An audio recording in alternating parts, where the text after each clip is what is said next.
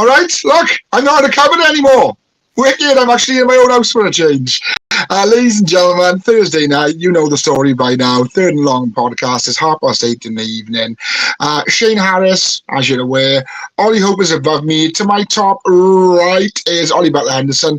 And as you can see, we've got somebody that's not for appearance this week. Would you mind introducing yourself, please, sir? Hello, so my name is Andy Davis, and I'm the host of the Across the Pod podcast. Awesome, and nice to have you on. Oh, thanks for having me on. I had you on the podcast last week. We talked all things Lamar Jackson, so it's nice to come on your podcast and chat all things NFL with you guys. Yeah, let's not talk any more Lamar Jackson now. Boys, how are you? You all right? Yeah, I'm good. It's always nice to talk about people requesting trade that aren't 49ers related, because God knows we've got Oh, yeah. So you also might notice Andy from Channel 5's End Zone as well. He's done a few shows with them as well across the stateside. Visited one or two stadiums, shall we say? Yeah, just one or two. How many have you added? Have you ticked off? I've been to games at 22 and I've been to 24 in total. So I did all but one of those literally last season. So I travelled America for 3 months, did 21 games, and also went to Cleveland and Washington, was just from the outside, but all the rest I went to were from the inside. I went to games there.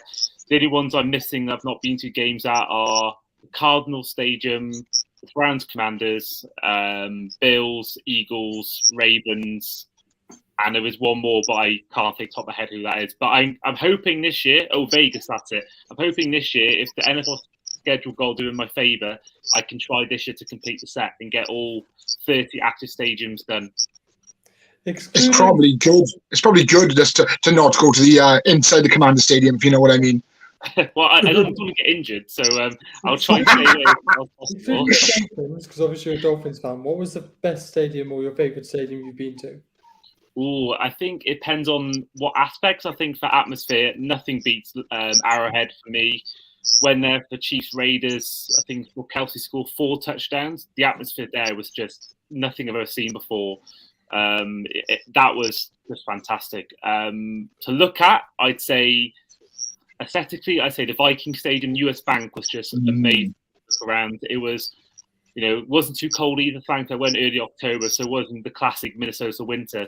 But you look at it, and from where I was sitting in my seat, I could see the greenhouse part where you can see the whole of the city. And yeah, just to see it purple was amazing. But I think for NFL nostalgia, NFL history, I think I enjoyed the most overall probably Lambeau Field, just the history behind that stadium. Going to the stadium the day before and get to preview, walking out near the field, getting a feel for it, and then the next day you go there and it's just outrageous. I mean, it was so cold, and I would definitely go back again in September, not November, but it was a fantastic experience. It was just something I would recommend to any NFL fan. If you can get out there, it's not much to do there apart from go to a game, but if you're going there for a game, I would recommend it really, because it's actually, despite popular belief, actually fairly easy to get tickets. You're paying a lot of money for it, but you can get tickets fairly easily. I think mine cost $202, so it's fairly expensive. But if you love NFL history, I would say to anyone listening or watching, absolutely go for it. Yeah, I think that's less than I paid when I went to Levi Stadium. Oh, really? Was it 200? Because I'm looking to go there this season. So would you say that's what averagely it costs, $200? Yeah, to get in the lower tier, I think it's about $200. Okay, because I remember I paid. We spent for Foxborough. I think I got VIP back, so I paid £450 for my ticket, and obviously back then I was sort of naive and just bought it, not thinking about I could have done 3 stadiums in that one trip, but and yeah, that was expensive. But when I got there, I was in like a really comfy seat, so I think I accidentally paid for like some sort of VIP upgrade, some sort of VIP or private area or something, because I wasn't in with the fans. I was sort of in a separate part. It was really nice. But that was cold as well. I went there in December and thought it was I thought I could go there with fans. I didn't think to wear winter shoes, didn't think to wear enough layers or bring thermals. I went with t-shirt and a coat and Vans, and I thought that was okay. Being my first time somewhere that cold in America, but I didn't realise just how cold America could get. I was the opposite. So I went to San Francisco in November, and San Francisco gets cold. But I was there during a heat wave, and it was 25 degrees every day. Oh, that's amazing. That's good. Wow. Because I love watching games in sunshine. I love day games anyway. When I went to watch like Jacksonville, 24 degrees, Seattle, the same thing. I think that's much better than other ones where, even though it's probably more NFL friendly when it is cold, and that's more, football weather. But I think, if you watch it wearing sun lotion and t-shirt and shorts, I think nothing beats that. So, Ollie, is there any news this week? Yeah, we can. Yeah, there is actually. Andy, did you go in the pool? Oh, I'd love to. I'd love to. I was actually quite near the pool where I sat in my seat. I was sort of on the same corner where that pool is. And so cool. It looked like everyone who's in that pool was not an NFL fan.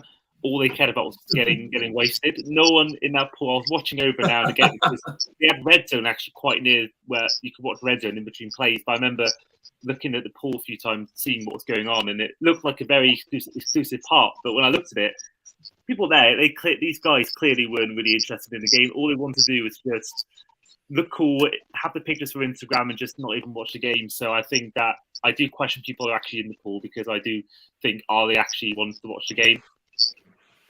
And there's obviously because Green Bay are owned by the fans, they're not like a majority shareholder or anything like that. Is there any kind of difference when you're at the games? Can you tell the difference between like seeing like Green Bay is owned by the fans or someone that's got Schneider or Kraft or Kroenkes or anyone like that? Can you tell the difference? Yeah, massively. I mean, I went to a game in Atlanta and I found that stadium is an amazing one to look at, but the atmosphere was not there.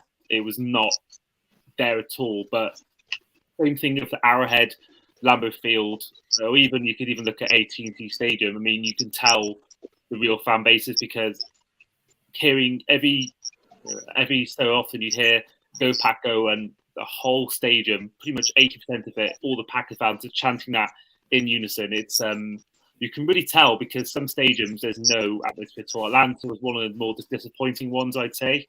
But yeah, Lambeau Field, I think atmosphere-wise, I think only really Arrowhead tops that. I mean, that was another level. But yeah, for Lambeau Field, you had the seats were aluminium. They weren't like modern-day seats. They were old-school seats, all aluminium.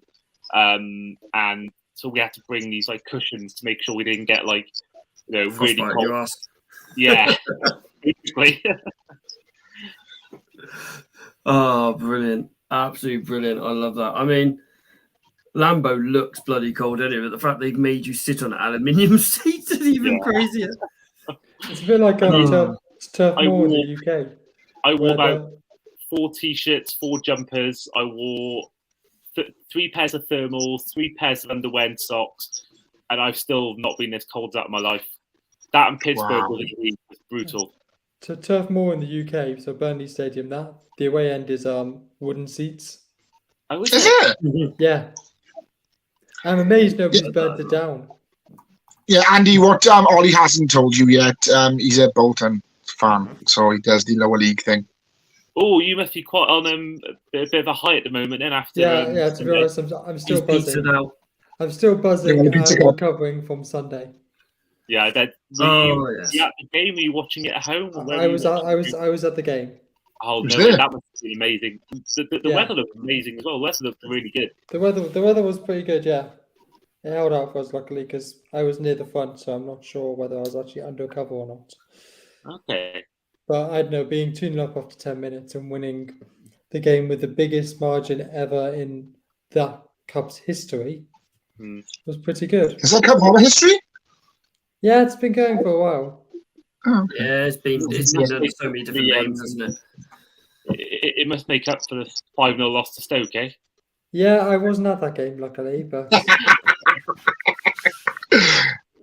Right, let's roll on to some news, because... Come on, Ed.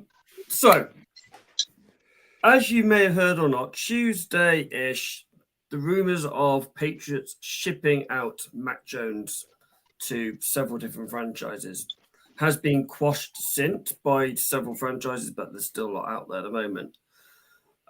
It's written by, from what I can understand, Andy might know a little bit more about this than I would, but it was written by a source that overheard conversations, just general managers' conversations about players, as you do at the GM's meeting and your manager's meeting and all that.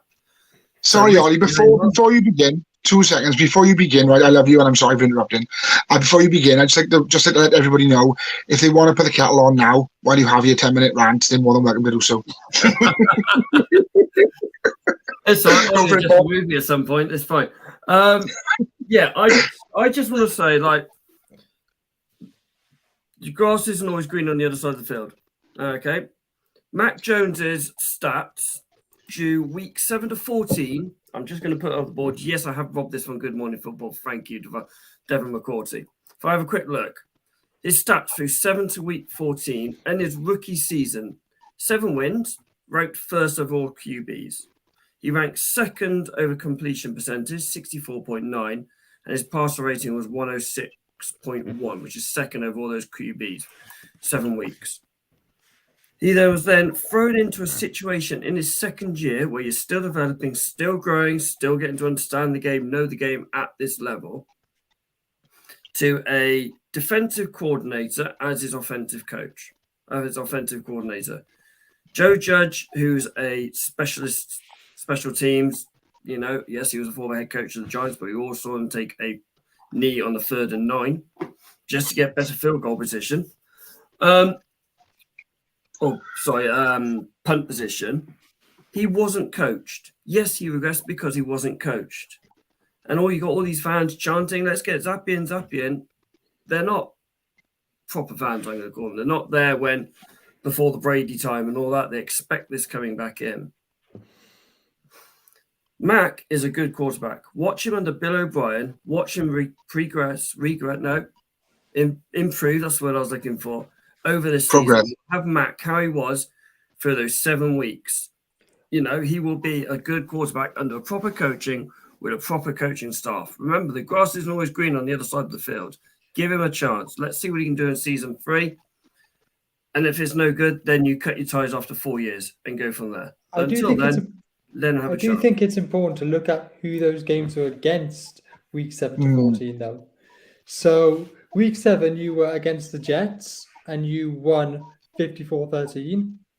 Then you were at the Chargers and you won 27-24. You were then at Carolina, which you won 24-26. You then played Cleveland at home, which you won 45-7. At Atlanta, 25-0. Against Tennessee, 26-13. And against Buffalo, 14-10. So not exactly the most testing teams. Apart from Buffalo. Yeah, apart from Buffalo. Apart from the Buffalo game, the teams aren't exactly that testing. Chargers did make the playoffs that year, remember that?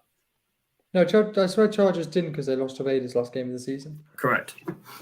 But you can only beat what's in front of you. Cleveland was still a good team. They still had a good defense. Yes, but then you look at his stats in the other games when he was against better teams, his stats weren't as good. At the start of the season. And then he hit at the end of the wall. season. 15, 16, 17, he hit that wall. All rookies do. All rookie quarterbacks do. Purdy didn't. Look at Trevor Lawrence. Brock Purdy didn't. Charlie is taking 14 minutes this week. Hey, so look at Trevor Lawrence. First year under a coach who had no idea what he was doing in the NFL to what he does this year. It is that kind of thing. If you've got a coach who can coach a player, improve a player, that is how you get the best out of this player. I would love to know what Andy thinks about this.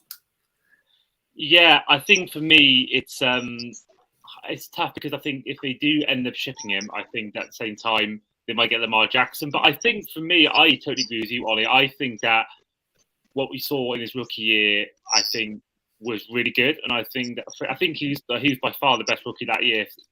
I may have forgotten some, I don't know, but I think you're right about the whole coaching thing because Matt Patricia, I don't know who agreed to have a defensive coordinator with a bad rep as him after his Lions time to then go as offensive coordinator with a thing he doesn't know about. So for me, it's I think you can't judge him based on that season because he didn't have the coaching. You're right. So I think Bill O'Brien, who we all know what he did as head coach, the Hopkins trade, etc., etc. But he's got plenty of good reps as a coach and plenty of good experience as a coordinator. So I think if you get him in, I think that's a real test of Mac Jones. So I think that what I'm reading is something to do with Mac Jones trying to get outside help. I think I don't know whether it was the off season, whether it was during last season, but that's what I've heard is the reason why there has been this sort of rumoured disagreement between Belichick and Mac Jones. But I think personally, you give him at least 1 or 2 more years, because at the end of the day, he's only in the second year. People are, giving Trey Lance all this hype. He's only played a handful of games. I think that Mac Jones has proved in year one alone that he's a capable NFL quarterback. Whether he's a guy for 5-10 years, I don't know, but you've got to give him at least more time, because you cannot base his NFL qualities as a starter on that last season. I would like to clarify. I do actually like Mac Jones and do think he will have a good season. I'm just trying to play devil's advocate. Yeah, this is the Brock Purdy love child over here. Yeah, but just while we're talking about quarterbacks, and Andy did actually mention Trey Lance, I'd just like to segue on to the rumor that the 49ers are apparently after Kirk Cousins again. Now, we all know Kyle Shanahan has this sort of love affair with Kirk Cousins from his Washington days. But right now, I literally don't think we have the capital or the need for Kirk Cousins. I'd love to know what you guys think about the situation. Go for it. Honestly, but keep rocking with Purdy until the wheels fall off. Yeah, because at the end of the day, yeah, he's been doing nothing wrong. He got injured. If he didn't get injured, who knows how much further you could have gone. I don't think you would have won the Super Bowl, because I think the Chiefs were just far too good that year. I think we had a good chance against the Eagles, though. I think your chance is gone. You could have got someone like a Derek Carr, someone like that then, who was there and ready and wanted out. You could even kept Jimmy if you really wanted that quarterback to sit there and be the number 2 behind Brock or behind Trey. That's the guy you needed to get. You needed to keep Jimmy. We need to get Derek Carr, who could have been your quarterback, and have Brock and Trey learn from him and then go from there. I mean, you put a lot of eggs into that basket with Trey Lance, and it hasn't really worked off yet, through various different reasons. Andy, I know you have an opinion on this, because you said it before the show, but...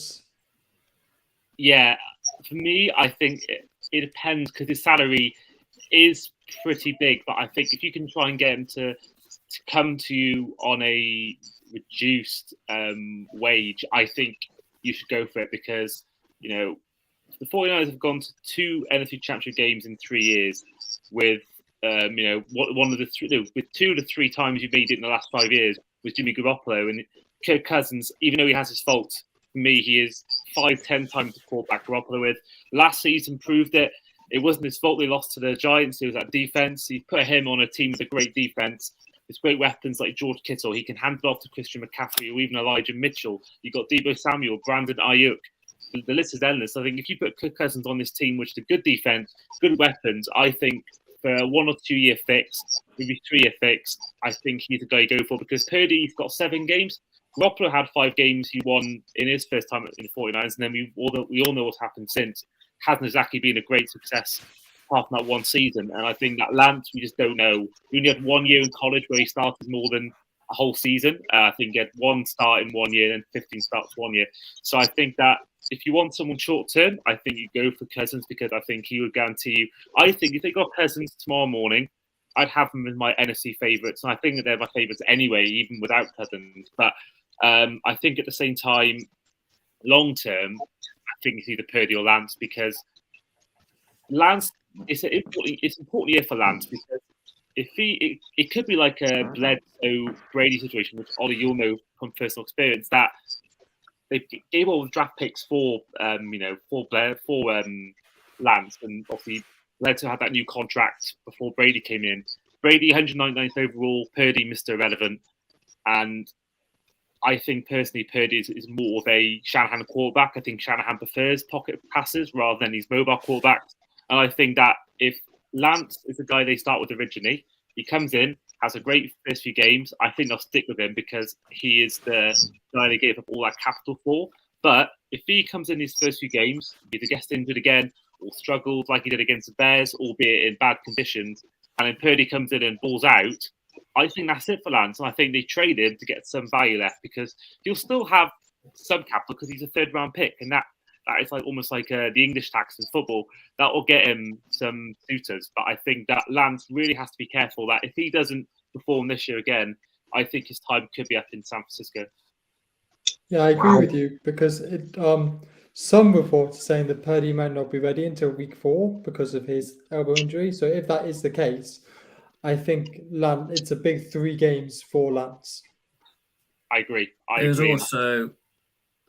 There is also another quarterback that is looking to get out of the cold part of the country to go somewhere further south. That could be your answer. Are you saying Lamar? Aaron Rodgers. No, Aaron Rodgers. Is he going south? Is Minnesota? Well, Green Bay is kind of north of New York, ish, northwest-ish. Yeah, I mean, there is a simple answer there. He's probably, like I've said a couple of weeks ago, he's probably only got a couple of years left in his career anyway. Throw him in there with these 2 young guys to learn from, the same as what you would have if you went to New York with Zach Wilson. And of course, you get value for money. It would be worth the $30 million a year. Of course, Rodgers grew up a Niners fan too. Exactly that one as well. And I mean, it would have great connotations with the whole Alex Smith first pick thing. Yeah. Speaking of Niners players and their post-career plans, I believe George Kittle has made his mind up on what he's going to do post-football career. I miss my buddy, Mr. Perrins, right now because me and him will have a quick chat about this. But for those who don't know, he was at WrestleMania on the weekend, throwing a very convincing clothesline against The Miz. Fair play, nice form and everything. And he was on the panel, on the pre-show panel on the Sunday, on the second day, and they asked him flat out, "When your NFL career ends, would you fancy stepping into the ring?" And he's like, "Yeah, I don't see why not."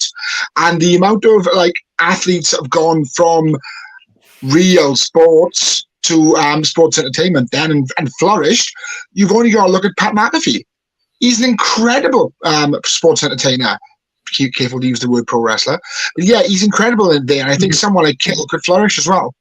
I mean, Pat McAfee beat The Miz. First end, would he?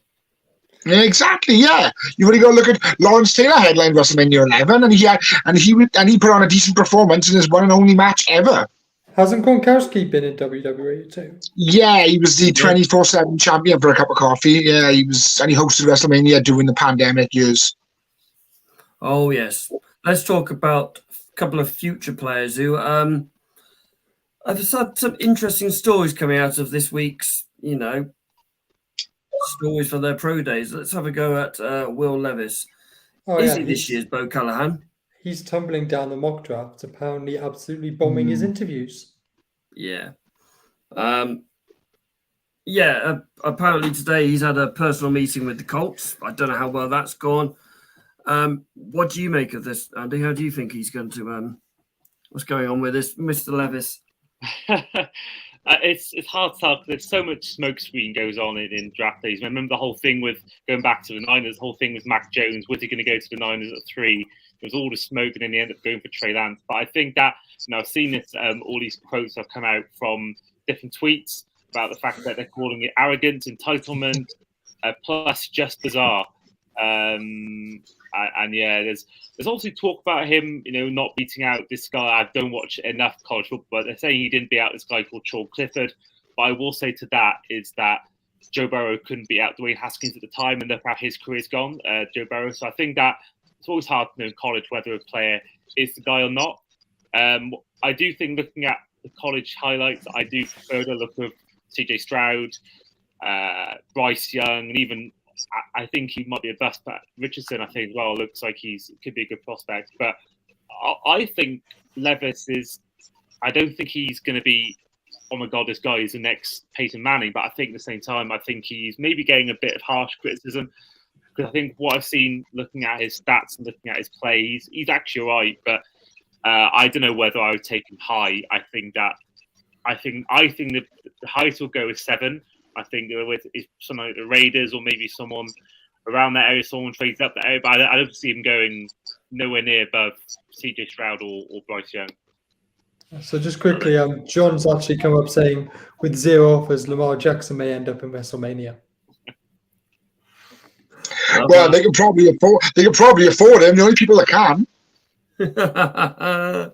Oh yes, yeah. I don't know why. There's a rumor that came out that he can't even stand looking at milk, can't even be in the same room as milk. About Will Levis, which is really strange. Well, actual milk. Actual milk that comes from a cow or a goat.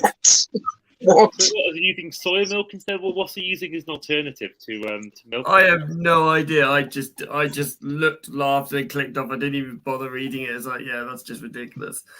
There's, these stories like this happens. I mean, we're big fans of Draft Day, the film on here, and we always go on about well, how many people came to Bo Callahan's 21st birthday, and it's like those kind of stories do affect your draft stock, and it does go, well, hang on, what's going on here? And his interviews aren't what they should be. Yes, he's got a cannon of arm. Yes, he's been compared to Josh Allen, size, pace, power, and the arm strength. But Josh Allen was superb during his pro days and all his interviews. That's what got him where he is. Talking about the interviews, it always makes me think of Madden when you're doing that career with the quarterback and you have to go to the draft and they ask you all the questions. Like I always remember one was like, give me your phone. I want to check your internet history. And you could choose yes or no. And then I did it so many times, bombing the interview so many times that I knew like all the answers to all the questions. Well, that game what are they going to find? No, the correct answer was no. And then he goes, well, I know I can touch you with our playbook now. Ah. Nice. Just like loads of little clip scenes like that with like different teams, and you had to answer all the questions correctly, and then you got like the best draft stock. Okay. Nice. Nice. So Jalen Carter. Oh, it's funny how Andy talks about arrogance. This is the epitome of arrogance to me. I'm not taking meetings with any teams that aren't in the top 10. Brilliant. It's ridiculous. It is really stupid. You're going to go look at those teams going, well, we're not going to draft you then. Don't matter how good you are. I mean, I think 2 of us didn't have him mock in our second mock draft, even in the first round. If I remember correctly. I know I didn't. I remember I had him going 12 to the Texans. And I think that's okay because they're their second pick anyway. Yeah, I think Phil also had him going 12 to the Texans. What I don't get is why would you? Surely you'd rather be drafted later in the first round because that's where the good teams are. So surely you'd rather go to like the Bengals at 30th, or you'd rather go to. Yeah, I think you're right. Maybe it's that, and I think that for me is worrying because I get on the one side that if you're going to get drafted, if you're getting told you're getting drafted top 10 guaranteed, why would you even waste speaking to a team at 30? But at the same time, that is worrying for me because he should. My thinking is if you want the ideal quarterback or so ideal player in the NFL, the dream personality, they shouldn't care where they go. They should just want to be happy to play for your team. So for me, for him to be so picky and think he's automatically this great player, I think immediately sends out bust material. All the stuff that's gone on before this week, all the stuff that obviously was happened off the field, I think that for me it sends out massive worry signs. And I think that we saw with Jamarcus Russell years ago, he wanted that big contract before he even played in the NFL. And if Jalen Carter's already doing this for me sends out massive red flags. And I think that, especially the Cardinals at 3, they should, even though he might be the best defensive player on the pitch, when you look at his college tape, at the same time, I do not touch him in the first 10 with a barge pole. And I think you go for someone like Will Anderson. And I forget the other guy's name, but you go for one of them too. Nolan Smith out of Georgia. The linebacker. I think a lot of it is mental chess. You can do what you like in the combine. You can have a good combine. You can have a bad combine. But I think it all goes what happens on the day. And like you said, he won't talk to a top 10 team. Fine. People could still draft him, and then they could put him to one side and say, "Why did you say that?" Doesn't change how good he is. Doesn't change like how well he can play. It's just it does show a little bit of arrogance. Maybe people would like a bit of arrogance in some people. You've only got to look at the likes of Eric Cantona, Cristiano Ronaldo. Arrogance, you know. I mean, like Andy wouldn't know much about round ball football teams because Ollie, he's one of them. Oh, But no. do you know what I mean? Arrogance sometimes it can be good and bad arrogance. But my issue with people like that is with Cantona and with Ronaldo, they were already good before they had this arrogance. Yeah. So, Andy, who do you support if you'll admit it? It's all right. You didn't want to tell us. Yeah. I completely missed that. What was that? Sorry, I feel like I missed that. Which round ball football team do you support? Liverpool. Oh dear. Oh dear. Oh dear, indeed.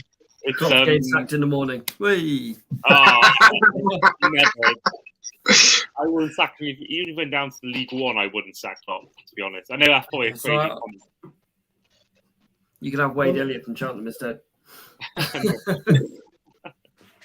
Right. Going back to Jalen Carter, I think he's being very short-sighted, very blinkered.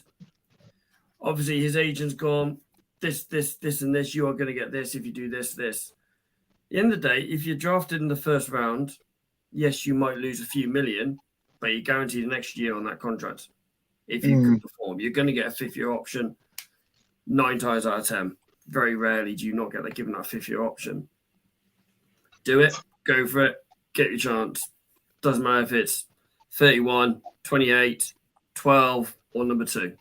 Go and take that, whichever team it is. It's very narrow-minded. Very, very. I was surprised when I heard it. Because as you said, it's narrow-minded, and I just think hugely arrogant. What's going to be funny this year is if whoever he goes to and he plays against teams that are not in the top 10, they're going to be vying to shut him up, and they're going to be talking trash to him on the field, and that's obviously going to change the way he plays. Yeah, I mean, personally, if I was a player, I've played defensive back for like Brit Ball and all that, and for Worcestershire, I'd speak to every team. The more interviews, the better. You know, get that understanding, because then you're going to get a true picture of what you'd rather like and what team fits you better, and then you can kind of negotiate your way a little bit more towards them a little bit. You know, a bit like Mahomes did with KC. You know, if I were a team, I'd struggle to draft somebody I'd not met. Oh yeah, completely.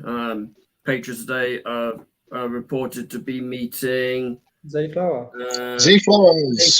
Flowers, Broderick Johnson, and Nolan Smith. So there you go. They're 3 players that are meeting. I think they. If you get Nolan Smith, I'll be very impressed.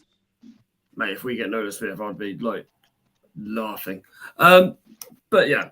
So let's rock on to our second week of our draft. Well, it's actually probably our 8th week of draft prospect series. Second week of wide receivers. Second week of wide receivers. Obviously, Mr. Parent isn't in. We've But gone Mr. with Parent did. like wide receivers that we think might be a draft steal this week, haven't we? Yes. So, Rashee Rice is who Phil's picked from SMU. I don't know a lot of guys about this guy. I've not looked into him much because obviously I was expecting Phil to do it. Phil's not been able to. Expected Phil to do it. So, who would like to go first on theirs? I'm happy to go first. Right. Okay. So yours was Cedric Tillman from. Yes, surprise! I picked another Wolves. Yes. Please, Andy, chip in whenever you like, mate. Yeah, we'll do. I mean, Shane gave me very limited. What's this going on? There's some sort of. It's a Cedric Tillman highlight reel. I'm going to let you guys just watch this because I never heard of this guy before. Yeah, the thing is with this guy is he got injured early on this season, so he didn't play that. I think he played 4 games this season. But if you look at his stats, the season he did play against Jalen Hyatt's stats, he did really outperform Hyatt.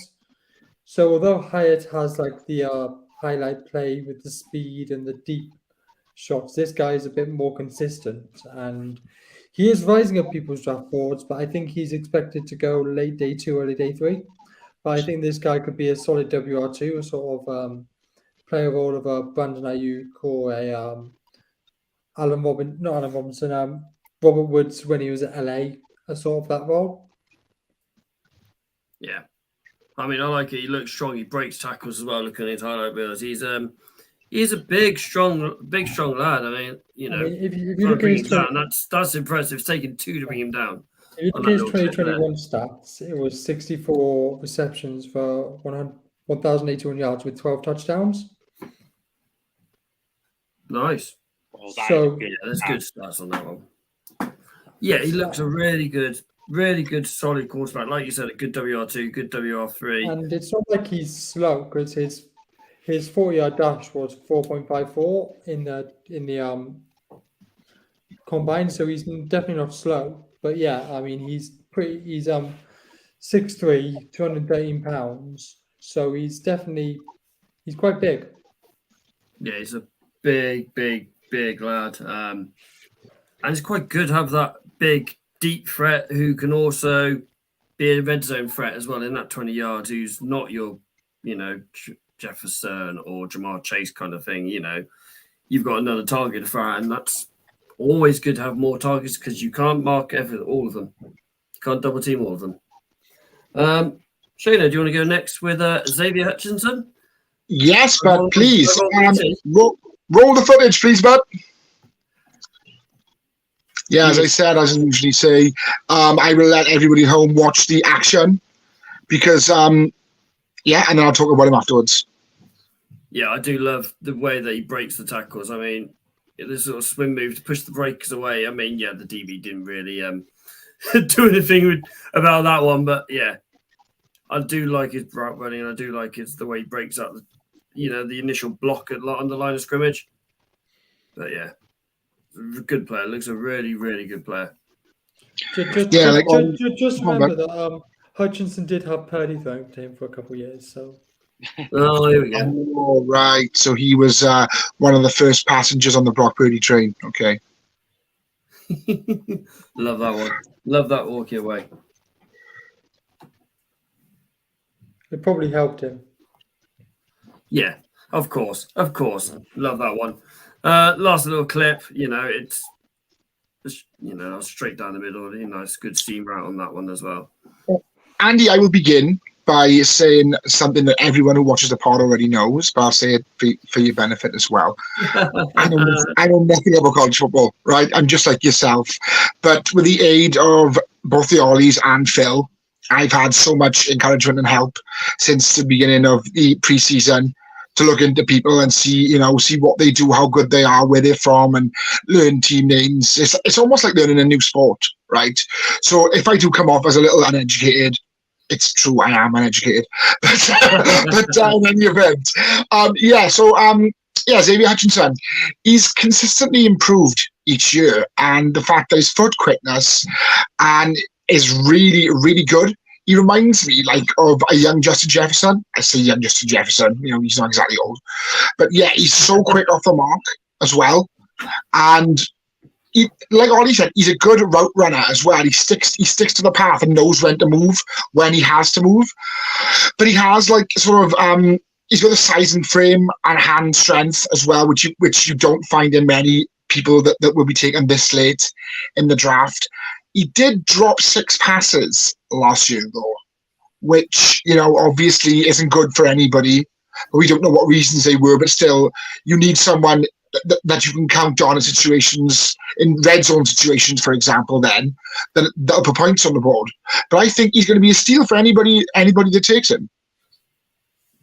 Yeah, he looks a good. Like I said, I love the swim move that he uses to get out on the hand coverage straight away. It's almost like a certain that way, a certain defensive end that they have there, the same kind of movement he uses to get So number 97.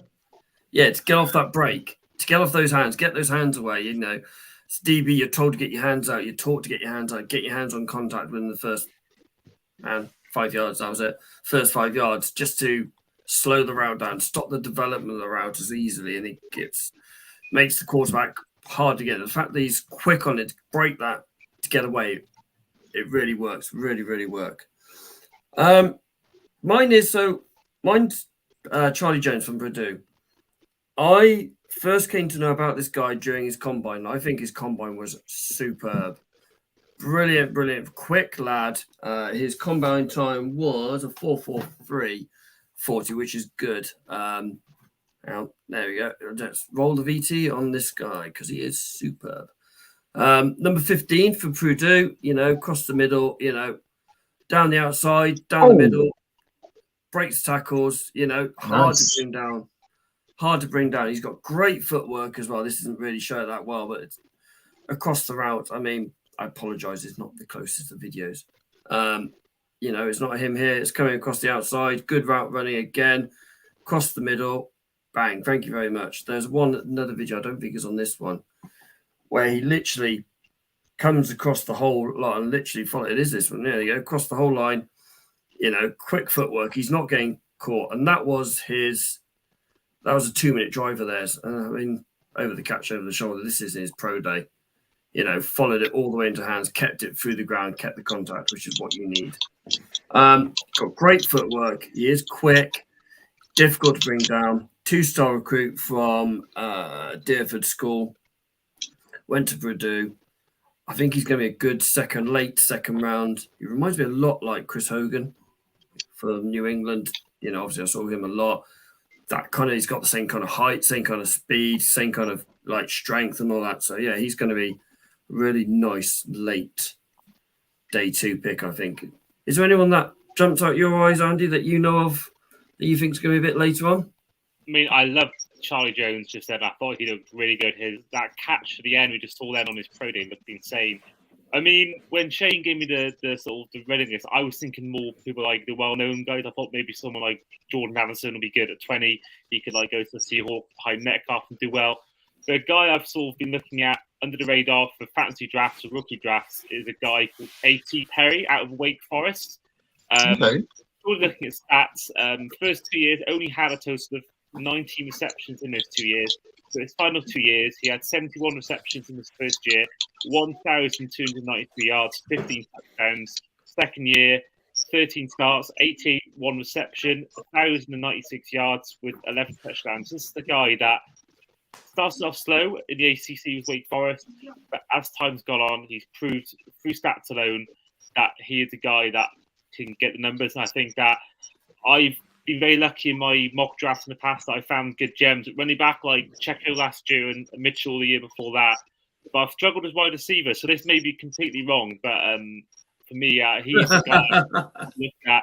There's other ones like Mario Douglas who could go, but I think with him, I think he could go. I think it's early, maybe a second round, but I think he's probably more like a third round or fourth round selection. But I think you look at someone like the Chiefs, for example, they've got a habit of making guys with not like Kadarius Toney, for example, Sky Moore, Pacheco as well, guys who they take. It's not like the Patriots. You take guys that no one knows of, you turn them into gems like Amendola, Chris Hogan, and Edelman. I think that if you go someone like that or someone who, this is what I was saying before about the players who go late in the first round, that's a good destination. I think if you can get someone, if you go somewhere late in the second round, late in the third round, whether that's the Bengals, the Chiefs, the Chargers, or something like that, I think you've got there a real gem. I think that he is a guy that I'm hoping I'm proved right on that can be a star in the NFL, or at least a serious ball receiver that comes in now and again and pitches in with these elite moments like Amendola, like Hogan, like Tony last year in the Super Bowl. Good old playoff Danny, who's now in Las Vegas as coaching staff, which is annoying me and annoying us on Patriots fans. I mean, if you look at the wide receivers, you always can pick up gems like, Cooper Kupp, late third round pick for LA.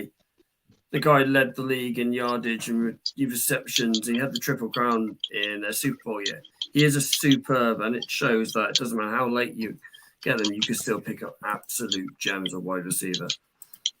John just said that first guy you showed, who's Tillman. He'll be drafted as a wide receiver, but looking at playing size, he could. Yeah, I was thinking he could be a tight I was end. thinking exactly the same, yeah. Big lad. I've always seen Metcalf, his size, there's nothing, no factor whatsoever. He's the one that could sit in a tight end role, quietly block, but he's too explosive. But yeah, that's a really good spot actually. He could play at tight end. That's a great call on that one. And you do get tight ends going the other way. This tight end class is one of the strongest tight end classes there's been for years. Oh god, yeah. So with people like Myers, Kincaid, Washington, thank you, Shane. They're probably more likely to take those as tight ends because they're tight ends. Although you could argue that people like Pitts and big tight ends have struggled in the past couple of years. But look at Juwan Johnson, who is at New Orleans. He's drafted as a tight end, but they've now moved into wide receiver. He's now classed as a wide receiver on the depth chart. So it does work both ways. You do get wide receivers that are drafted as tight ends and vice versa. So it does work. Julian Edelman is famously known as he was drafted as a quarterback. They took him. He was classed as a quarterback as, Julian Edelman, Penn State quarterback. And he's now, one of the ended up being probably a Hall of Fame wide receiver. Didn't Belichick say something along the lines of, I don't know where you're going to play, but I know you're an athlete, and that's why I've drafted you? Yeah, he knew he had his football brain. I mean, he made his piece as a special teamer, as a kick returner. That's how he made it. His first ever play was for a punt return touchdown. That's how these wide receivers, who go later on in the rounds, that's how you get on the roster as a special team as making it. Vince Papelli, who played for the Eagles back in the 70s, that's how he got into the roster. Yes, it was a really strange story. He wasn't drafted. Watch Invincible is a great film. But he made the team as a special teamer. Played 3 years in the NFL, had to retire due injury, and he ended up being special teams captain in his third season. So, special teams, special people, as J Bell always says. But yeah, I love that. Absolutely love the wide receivers class. I generally think there is probably 10 really good wide receivers in this class that I've noted. So I'm actually going to go against you on this. I think there are 2 great receivers in this class. JSN and Jordan Hudson. I then think the next 10, there's not much in between them, and they're all very good. But I don't think they're great. Elite level. Yes, thank you. That's what I'm looking for. I don't think they're elite level. I think they're good players. They could be WR2, WR3s, but I don't think there are more than 2 elite level receivers in this draft. As Andy said, they can have a really good college career, but be nothing in the NFL. Yeah. On that one. We have literally just come to the end of our show. That was really good, really good. Thank you everyone for joining in, commenting, getting involved, watching, tuning in. Andy, thank you very much for joining the show. No, wait. You got a bedtime, have you? We got 10 minutes yet, man. Mate, I've got a bedtime. All right, but no worries. If you ever want myself or Ollie to come and join you as the Nine and the Patriots, give us a holler. Absolutely. Give Andy a listen. His podcast's on Twitter. He's on Spotify. He is also on Twitter as well. It is a really good show. I've listened to the one with to Shano as well. And I've listened to a few others. It's a really good show, really knowledgeable, really insightful. Go and give him a follow. Go and give him a listen as well. You'll enjoy it. Also, I've just started a new podcast, a purely Dolphins podcast. It's called Fins Nation UK. And I had the pleasure last week of interviewing former Dolphins receiver OJ McDuffie. We got a few more forward players who are coming on. So if you're a Dolphins fan listening or watching, it's called Fins Nation UK. So far, only on Spotify, some RSS issues. But if you're a Dolphins fan and you want us to purely Dolphins, well, we've just done one this week where we do our all-time teams. We go through our best quarterbacks, running back, wide receivers, defensive ends, cornerbacks, etc., etc. So yeah, if you want a second podcast to listen to and you're a Dolphins fan, I recommend doing that one as well. So John's just come up saying today in football. I think he means this week. Oh, we miss it. Don't we miss him? John, Mr. we can't do that without Phil. No, I can't do the voice. I can't do the voice. Phil's the one that can do the voice. I wanted to debut a new segment this week, but looks like the old man's got a bedtime, so We'll get to it. we get to it. We've still got about 3 or 4 months of not much happening. Yeah, we got plenty of air to fill. Yes. I will do. Before we do go, Andy, very, very quickly, what do you reckon of Tyreek Hill hanging up his cleats at the end of the 2025 season? I was surprised. I mean, I'm not completely stunned because he came to us, fairly, he was already, I can't think how old he is top of my head, but I think I can't see him at that year still being the player he is now. I do think he's only got about 2 or 3 years left because he's a great catcher. I think once you lose your pace, I do think that's it. But it's a shame because I think he's been 1 year and he's already one of my favourite players of my certain short time being a fan the last 10 years or so. But it's not exactly a hard comparison. You got Kenny Stills and Devontae Parker beforehand. But I was surprised that he's come out with this early because he may get to that point and may go, oh, actually, I want to stay longer. So I always would have stayed quiet, but you know what he's like. He doesn't like to stay quiet. But I don't think it's the worst thing in the world. But I did just take him in a dynasty league. So that was more painful to me. That I've just taken him in my league, and actually, it could be out of action in 2 or 3 years' time. But I think hopefully, if he is here just for 3 more seasons, whatever it is, I hope that he can still be the guy we saw in the first year. I hope he can still perform like he is because he's, I certainly found the trap thinking he was just a speed guy. But when I've watched him up and close, both in stadiums and on TV, you see, especially in person, you see how good of a catcher he is and how good he is in contested catches, one-on-one coverage, double coverage. He's a really good catcher and he's not just got the speed. So, yeah, I think obviously Waddle's the future, but I think that Hill for now, it's just nice to have him. I think that's the most important thing. We've been starved of receivers. Devontae Parker is our best receiver for about 5 years, and he only had 1 year where he stayed injury-free. So, he's a best receiver. So, yeah, he's taking a step down now, much as Mike Gesicki. He's taking a step down as well. I've got his jersey on, actually. As you mentioned his name, my favourite ever Dolphins player, I would say, albeit a short fan. But I was just gutted when he joined you guys. I thought he was going to go to the Packers. That was my thinking. Maybe he goes there to replace Tonyan, but I was surprised he went to because especially as well, I don't think he's going to get the targets he wants because you know what Belichick's system, but like you saw Hunter Henry and Johnny Smith had to share the reps, as receivers to the stage. I don't think he's gone to the right fit for him. I think if he'd gone to the Packers or even gone to the Jets or something like that, I think he'd had more chance of having a better career. But I do question going to the Patriots slightly, although. Play with Belichick, I think, for any player is an honour because he is, if not the best, if not one of the best coaches of all time. So I can see why in a way, but I would have probably picked someone like the Packers, someone like even someone like that, or someone else, maybe even the Bills if they, had him and Knox. But either way, I just don't think he's the right fit for Belichick's system personally. And Andy, what's your thoughts on Jalen Ramsey coming to the Dolphins? Because I think that's actually a really good signing. But my Ollie doesn't really agree. He thinks Jalen Ramsey's over the hill. I love it personally because even if he gives us 2 years, he'll still be a good option. Because last season we showed that, or the last few years really, especially last year because he had Byron Jones, is that we had Xavier Howard and that's it. And he had a down year because.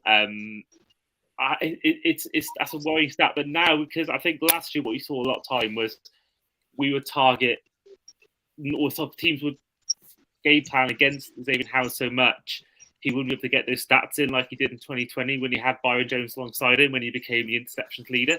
I think now you've got 2 elite cornerbacks, teams are going to know who they're going to target, because last year it was like, right, do decide opposite of Xavier Howard, go to Caden Kohu or whoever was playing quarterback last year throughout the season. But I think now you've got Ramsey and Howard, there's no sort of cornerback you're going to try and target because they're both really good cornerbacks. I think now, also, because now we've got rid of Josh Boyer, we've got Vic Fangio in there.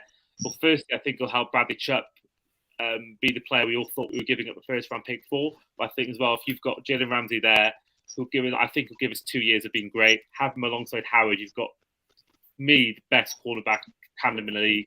And I think that's only going to help Xavier Howard's game. And I think we're going to see, hopefully, touch wood, a bounce back year from X, even though he made the Pro Bowl. But I think that was a shocking decision to put him in.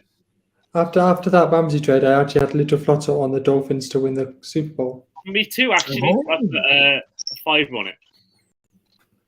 Yeah, I think I put a five each way on it, so I get a bit of money back. Oh, boy, if only you knew somebody that could give you better odds. That's another story for another time.